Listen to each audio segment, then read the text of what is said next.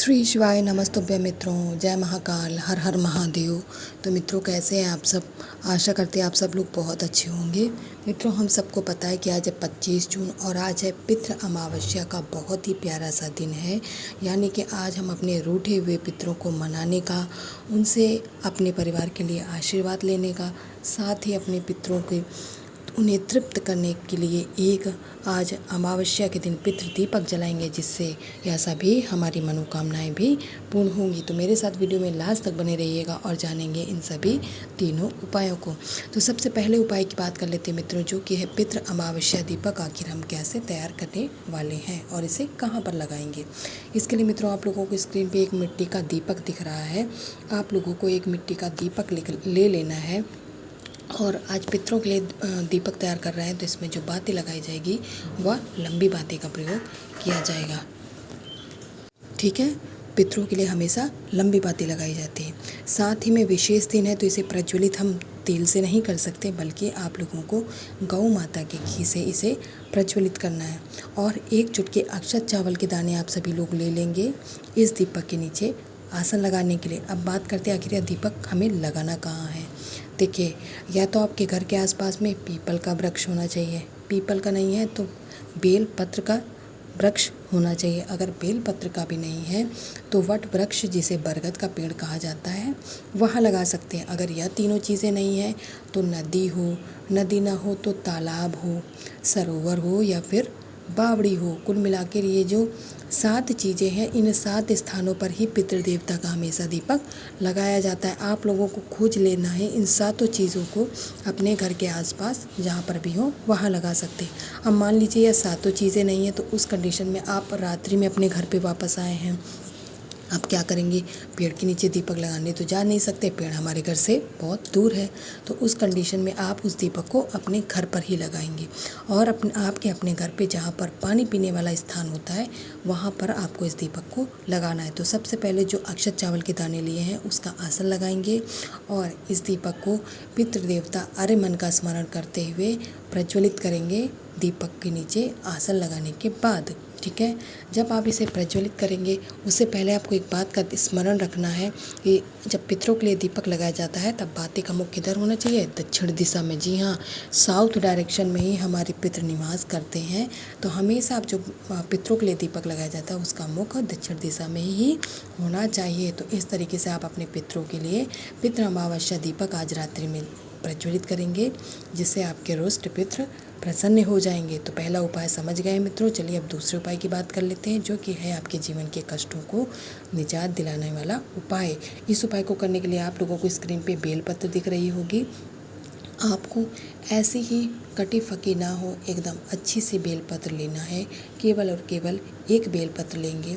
बेलपत्र लेने के बाद में आपको जो दूसरी चीज़ लेना है वह है, आज पितृ अमावस्या के दिन गंगा जल का महत्व बहुत अधिक होता है। तो आप लोग थोड़ा सा गंगा जल किसी पात्र में निकाल लेंगे। ठीक है, बेलपत्र और गंगा जल लेने के बाद में अब आपको लेना है एक कटोरी, चाहे तो कांच की ले लीजिए चाहे तो स्टील की ले लीजिए, कोई भी एक पात्र लेंगे। उसमें आपको थोड़ा सा अपने घर से जल डाल लीजिएगा। जल डालने के बाद में जो गंगा जल है उसे इसी कटोरी के अंदर डाल लीजिएगा। अगर आपके पास गंगा जल की मात्रा ज़्यादा है तो आप पूरी कटोरी को गंगा जल से भर लेंगे। इसके बाद में जो एक बेलपत्र ली है उसे इसी पात्र के अंदर यानी इसी कटोरी के अंदर आपको डाल लेना है। डालने के बाद में अब आप इस कटोरी को उठाएंगे और आपके घर में जितने भी कमरे हैं, ऊपर नीचे, अगर 2-3 फ्लोर का है तो सारे कमरों में आपको इस कटोरी को लेकर क्या करना है? घूम जाना है। इससे जहाँ पर भी आपके घर में नकारात्मक ऊर्जा का वास होगा वह आपकी इस कटोरी के माध्यम से बाहर निकल जाएगी। इसके बाद में इस कटोरी को लेकर के पहुँचेंगे महादेव जी की शिवलिंग के पास में, उत्तर दिशा में मुख करके खड़े हो जाएंगे। अब बात करते हैं आखिर किस नाम से आप इस जल को महादेव जी को अर्पित करने वाले हैं। तो एक नाम होता है हमारे पितरों का, सोमप पितृ। जी हाँ मित्रों, सोमप पितृ का स्मरण करते हुए आज पितृ अमावस्या की रात्रि आप लोगों को इस कटोरी का बेलपत्र सहित जो भी जल है महादेव जी की शिवलिंग के ऊपर समर्पित करेंगे, जिससे हमारे जो पितृ देवता है सोमप पितृ, उनके आशीर्वाद से आपके जीवन में जो भी कष्ट है, जो नहीं निकल पा रहे हैं, जिनके लिए आप बहुत प्रयास कष्टरत हैं, लेकिन वह कष्ट आपके जीवन से समाप्त नहीं हो रहे हैं, वह इस उपाय को करने से अति शीघ्र समाप्त हो जाएंगे। बस आप लोगों को ध्यान रखना है, यह उपाय किसी और दिन नहीं करना है, क्योंकि यह पितरों से संबंधित उपाय है, यह केवल पितृ अमावस्या के दिन ही किया जाता है। तो आप लोग किसी अन्य दिन इस उपाय को बिल्कुल भी मत करिएगा, अन्यथा आप लोगों को कोई लाभ नहीं मिलेगा। तो मित्रों, यहाँ पर हम लोगों ने 2 उपायों की बात कर ली और मैं आशा करती हूँ आप लोग दोनों उपाय समझ गए होंगे। तो अब तीसरे उपाय को जानने से पहले मेरी एक रिक्वेस्ट है, आप लोग जो भी मेरे चैनल पर पहली बार आए हैं, चैनल को सब्सक्राइब और वीडियो को लाइक ज़रूर कर दीजिएगा। तो तीसरा उपाय है मित्रों, हमारी इच्छाओं, हमारी मनोकामनाओं का पूर्ति कराने वाला उपाय।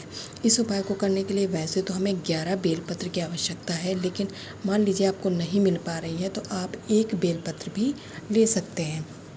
इसके बाद में जो दूसरी चीज़ लेना है मित्रों, वह है काला तिल। जी हाँ मित्रों, यहाँ पर काले तिल की आपको गिनती नहीं करना, बिल्कुल भी 1 चुटकी काला तिल आप लोगों को ले लेना है, यानी 11 या फिर 1 बेलपत्र जो भी ली है और 1 चुटकी काला तिल लेने के बाद में अब आप लोग लेंगे तांबे का 1 कलश।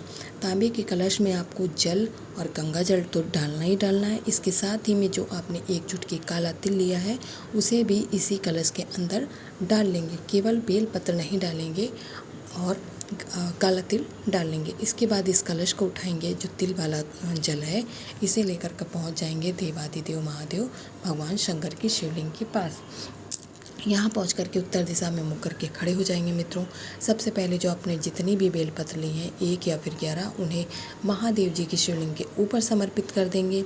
इसके बाद में जितने भी 1 चुटकी काला तिल है उसे इसी बेलपत्र के ऊपर कुंदकेश्वर महादेव जी का स्मरण करते हुए अपनी मनोकामना, अपनी इच्छाओं को पूर्ण करने का निवेदन करते हुए और साथ ही में और जो भी आपके हृदय में बात है उसे कहते हुए महादेव जी की शिवलिंग के ऊपर जो बेलपत्र समर्पित किए उसमें समर्पित कर दीजिएगा।